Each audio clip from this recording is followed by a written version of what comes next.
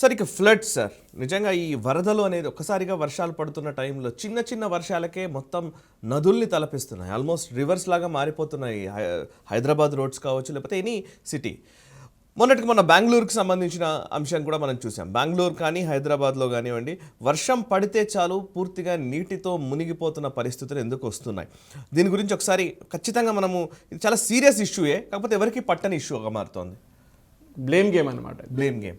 ఎందుకంటే ఇప్పుడు బెంగళూరులో వరదలు వచ్చినప్పుడు కూడా మొన్న నేను ఎగ్జాంపుల్ ఇస్తాను మీకు. హైదరాబాద్లోనే థర్స్డే రోజు, అక్కడి నుంచి నేను వెనస్డే రోజు సిటీ నుంచి బయలుదేరాను. అంటే మాదాపూర్ సైడ్ నుంచి నా ఇల్లు అల్వాల్ ఉంది.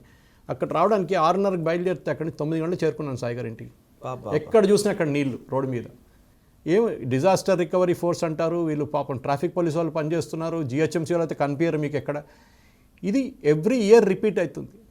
మళ్ళీ నెక్స్ట్ ఇయర్ అంటారు మేము డీసిల్టింగ్ చేస్తున్నాం, నాలాలు చేస్తున్నాం. సో మనం బెంగళూరుకి వెళ్దాం ఫస్ట్. బెంగళూరు కూడా హైదరాబాద్ లాగానే కామన్ ప్రాబ్లమ్స్ ఉంది. బెంగళూరులో కూడా చాలా మటుకు చెరువులు ఉండే సాయి గారు. మన దగ్గర ఉన్న 4,000 చెరువులు ఉంటే వాళ్ళ దగ్గర కూడా 4,000 కన్నా ఎక్కువ చెరువులు ఉండే బెంగళూరులో. కానీ ఈ రియల్ ఎస్టేట్ మాఫియా లాస్ట్ ఒక 40-50 సంవత్సరాల నుంచి ఈ చెరువులన్నీ కొట్టేశారు. ఇప్పుడు హైదరాబాద్ చెరువు పేరుంది, కానీ చెరువు ఎక్కడైనా అడిగితే చెరువు కనిపించదు మీకు. దాని మీద దాని మీద టౌన్షిప్ కట్టేసి, దాని మీద గేటెడ్ కమ్యూనిటీలు కట్టి, దాని మీద అన్నీ చేసిన తర్వాత మళ్ళీ మా నీళ్ళు మా ఇంటి లోపలికి వస్తాయి. ఎక్కడికి ఇంటి లోపలికి వస్తాయి నీళ్ళు మీకు. అది ప్రాబ్లం. సో బెంగళూరులో జరిగింది అదే అర్బన్ అగ్లామరేషన్ మనకున్నది. ఇక్కడ ఫెయిలియర్ పాలసీ ప్లానింగ్ అండి. ఒక ప్లానింగ్ లేదు. ఇప్పుడు మీరు చండీగఢ్ లాంటి ఒక సిటీకి వెళ్ళండి, అది ప్లాన్ చేసిన సిటీ. ఓకే, మనం హైదరాబాద్ చెప్పిన హైదరాబాద్ 430 సంవత్సరాలు పాత సిటీ, బెంగళూరు కూడా అంతే ఉంటుంది. కానీ సిటీ ఒకటి ప్లాన్ చేసేటప్పుడు ఈ రియల్ ఎస్టేట్ మాఫియా చేతి నుంచి బయటికి రావాలంటే అది రాదండి. అది ఎవరైనా కావచ్చు. ఇప్పుడు బీజేపీని బ్లేమ్ చేయడం కానీ, అక్కడ ఉన్న కర్ణాటకలో ఇక్కడున్న టీఆర్ఎస్ని బ్లేమ్ చేయడం, దీనికి ఉన్న ముందున్న టీడీపీ కాంగ్రెస్ గవర్నమెంట్ కానీ, అక్కడున్న కాంగ్రెస్ జేడీయూ గవర్నమెంట్ ఉన్న వీళ్ళు ఎవరైనా ఉన్నాయి కానీ, వీళ్ళు అప్పుడు ఆ వర్షం వచ్చి ఆ టైంకి వెళ్ళిపోయిన తర్వాత మళ్ళీ మీకు ఎవరు కనిపించరు. ఇక్కడ కూడా మనం చూస్తున్నాం హైదరాబాద్లో ఆ టైంలో వర్షం పడి వరదలు రాగానే ఎమ్మెల్యే కానీ ఎంపీ కానీ బోట్లు తీసుకొచ్చి అందరికి ఫుడ్ ఇచ్చి అందరికి డబ్బులు ఇచ్చేసి వెళ్ళిపోతారు. కానీ ఆ ప్రాబ్లంకి ఒక పరిష్కారం లేదు సాయి గారు. మీరు ఎగ్జాంపుల్ తీసుకోండి, రాజ్భవన్ రోడ్. నేను చిన్నప్పుడు రాజ్భవన్ రోడ్ పక్కన సైకిల్ మీద వెళ్తున్నప్పుడు, నేను స్కూల్లో ఉన్నప్పుడు ఒక 40-50 సంవత్సరాల ముందు స్కూల్ నుంచి వచ్చి అక్కడ పోతున్నప్పుడు ఆ lake, Hussain Sagar lake Raj Bhavan road దాకా ఉండే, గేట్ దాకా ఉండే. రాజ్భవన్ గేట్ దగ్గర నిలబడితే చిన్న రోడ్ ఉండే అప్పుడు రాజ్భవన్ ముందు. ఎలక్ట్రిక్ లైన్ ఒకటి ఉండే, ట్రైన్ లైన్ ఉండే, ఎలక్ట్రిక్ కాకుండా నార్మల్ రైల్వే లైన్. ఆ రైల్వే లైన్ దాకా నీళ్ళు వస్తుంది సాయి గారు. దాని తర్వాత అక్కడ ఒక స్లమ్ వచ్చేసింది, బిఎస్ మక్తానో ఏదో చెప్పి. ఆ స్లమ్ మళ్ళీ డెవలప్ అయ్యి అది స్లమ్ డ్రోలర్స్ అందరూ వెళ్ళిపోయారు. ఇప్పుడు అక్కడ ఉన్న అందరూ పెద్ద పెద్ద VIPs. So slum development project ఇదే అన్ని ప్లేసులు జరుగుతుంది సాయి గారు. ఇప్పుడు ఏమవుతుందంటే అవుట్లెట్ లేదు. హుస్సేన్ సాగర్ నిండితే ఆ పై నుంచి ఆ సైడ్ నుంచి టువర్డ్స్ విద్యానగర్ సైడ్కి, నల్లకుంట సైడ్కి వెళ్ళిపోతుంది నీళ్ళు, మూసీలు వెళ్ళి కలిసిపోయి. కానీ మనం ఇక్కడ చూస్తున్నాం, మన కెపాసిటీ లేదు, మనకి డ్రైన్ కెపాసిటీ లేదు. వర్షం పడంగానే నీళ్ళు ఎక్కడికి వెళ్తుంది. ఇప్పుడు చూడండి, మీరు ఇక్కడ చూడండి, సీఎం ఇంటి ముందే జరుగుతుంది ఇది. మీరు ఎంత దూరం అక్కర్లేదు. ఆ హిందూ ఆఫీస్ నుంచి, పుల్లారెడ్డి స్వీట్ నుంచి కొంచెం ముందుకు రాగానే సీఎం ఇంటి దగ్గర కూడా మొత్తం వాటర్ లాగింగ్ అవుతుంది. ఒక చిన్న వర్షం పడితే చాలు. ఎందుకంటే సీఎం ఆఫీస్ కట్టినప్పుడు ఆ రోడ్ది ఆల్మోస్ట్ 1/4 రోడ్ సెక్యూరిటీ వాళ్ళు తీసుకున్నారు. సీఎం సెక్యూరిటీ వాళ్ళు రోడ్ గ్రాప్ చేసుకున్నారు. ఆ అవుట్లెట్ లేదు అక్కడ నీళ్ళకి వెళ్ళడానికి. సో అది ఫస్ట్ ఆఫ్ ఆల్ రోడ్ తగ్గిపోయింది. విత్ మీరు 100 ఫీట్ రోడ్ ఉంటే మీరు 20 ఫీట్ మీరు గుంజుకున్నారు. అది ఎందుకు ఉంచుకున్నారో ఎవరికి తెలియదు. ఎందుకంటే అది అక్కర్లేదు, ఆ రోడ్ ఉన్నది పబ్లిక్ కోసం. కానీ అది సీఎంకి పెట్టేసుకున్నారు రోడ్ స్పెసిఫిక్గా.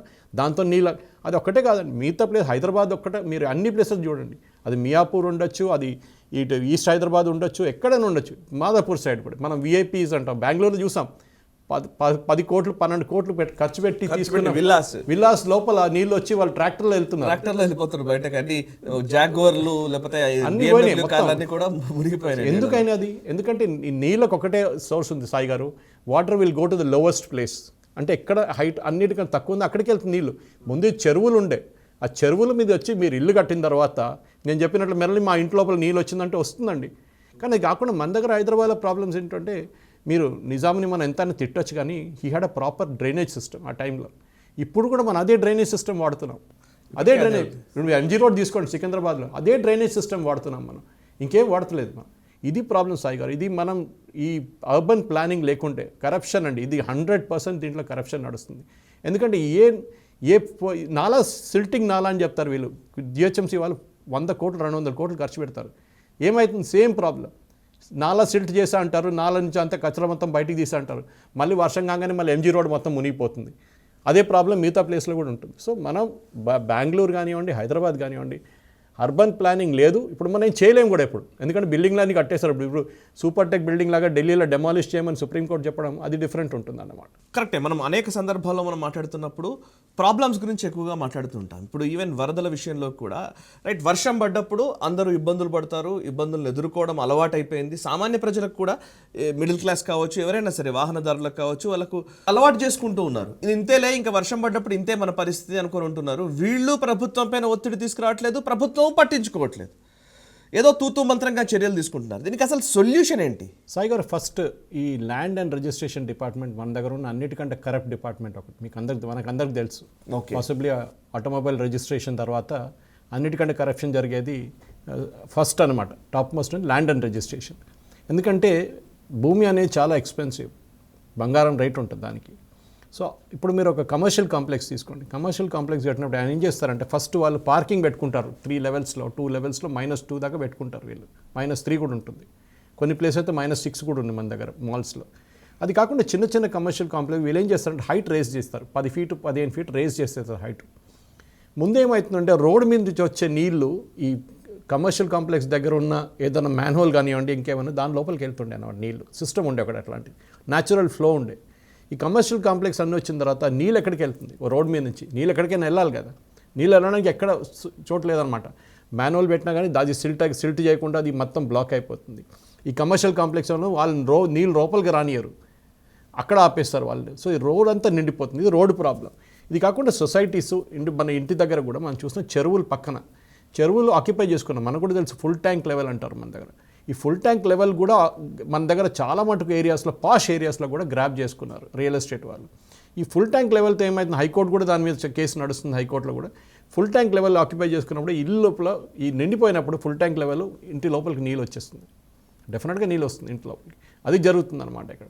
అది కాకుండా ఈ నీళ్ళకు ఒక అవుట్లెట్ కూడా ఉండాలి. ఈ హైదరాబాద్ సెటప్ చేసినప్పుడు కూడా 430 సంవత్సరాల ముందు కూడా ఒక నెట్వర్క్ ఆఫ్ కెనాల్ బిల్డ్ చేస్తారు. నేను ఒక ఎగ్జాంపుల్ ఇస్తాను సాయి గారు.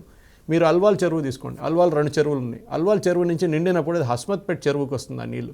హస్మత్పేట్ చెరువుకి నిండుతుందో అది మళ్ళీ బేగంపేట వైపు వస్తుంది. అది అక్కడి నుంచి వచ్చి లాస్ట్లో హుస్సేన్ సాగర్ లోపలికి వస్తుంది. ఇప్పుడు ఏమైపోతుందంటే హస్మత్పేట హుస్సేన్ సాగర్ నడుముట్లో 2-3 చెరువులు ఉండే పెద్దది, అదన్నీ పోయినాయి. ఇప్పుడు ఇక్కడ ఎవరికి తెలియదు ఎక్కడుందని. ఈ చెరువులు వచ్చి నిండిన తర్వాత బయటకు వెళ్తుంది. ఇప్పుడు ఏమైపోతుంది, ఒకటేసారి ఆ నీళ్ళు మొత్తం మన కెనాల్ నుంచి వచ్చేసి, ఆ కెనాల్ కూడా ముందు 100 ఫీట్ 200 ఫీట్లు ఉండే, రసూల్పురా దగ్గర 200 ఫీట్లు ఉండే, ఆ పెద్ద ఇది ఉండే కెనాల్ ఉండే అది.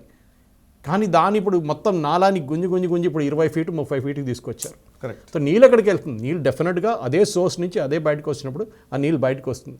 వచ్చినప్పుడు రోడ్డు మీదకి వెళ్తుంది, మీ ఇంటి లోపలికి రావచ్చు, ఎక్కడ రావచ్చు. ఈ పరిష్కారం కావాలంటే దీనికి బేసిక్లీ అర్బన్ ప్లానింగ్, అది కరప్షన్. ఎప్పుడు దాకా ఈ ల్యాండ్ అండ్ రిజిస్ట్రేషన్లో కరప్షన్ ఉంటుందో మనం ఏం చేయలేము సాయి గారు. We have to suffer, there is no other go.